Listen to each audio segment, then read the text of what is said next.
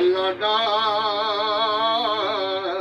बन जा तू हुबदार अली दे लाला दा लाला दा लाला दा बन जा तू हुबदार अली दे लाला दा। और अली दे लाला दे नाल मुहब्बत करोगे अल्लाह इनाम की अता फरमाएगा। किबला पीर साहब मस्जिद तो मैं छड्डिया 3-4 महीने हो गए ना मस्जिद में छड्डी जी। मैं तो तकलीफ सिर्फ ये सी जी पंज तन पाक का जिक्र बहुत करता ये मौला कायनात का जिक्र बड़ा करता सानू मौलवी शिया लग गया।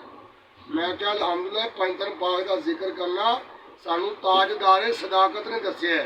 जनाब सैयदना सिद्दीक अकबर सरकार ने दस्या है पंज तन पाक का जिक्र मौला कायनात का जिक्र, क्योंकि ये हदीस के रावी हजरत सैयदना दाखिल हो सकेगा। ये मुबारकबाद पेश की थी जनाब सैयदना सिद्दीक अकबर ने मौला कायनात नूं। ते मौला कायनात ने फरमाया प्यारे सिद्दीक तुहानू भी मुबारक होवे। फरमाया किस गल दी?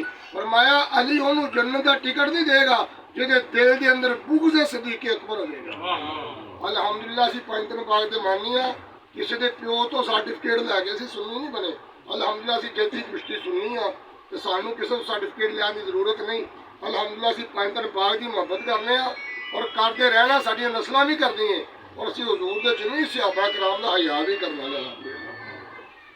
जो बंदा पंज तन पाक की मुहब्बत का अल्लाह तबारक तआला अता फरमांदा फिर उसका सिला की मिलता है कि कब्र हशर विच तेरी बल्ले बल्ले है।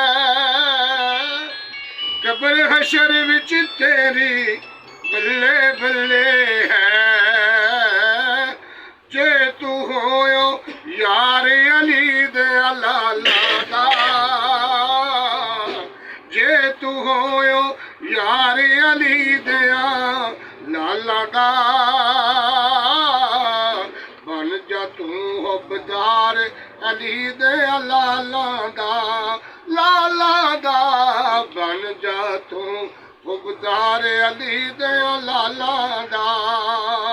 और मंगले राहिब जिन्ने पुत्र मंगने ने,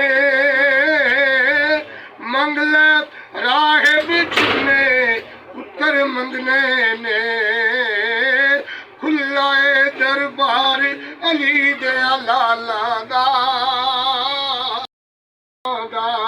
लाला दा बन जा तू हुबदार अली दे लाला दा।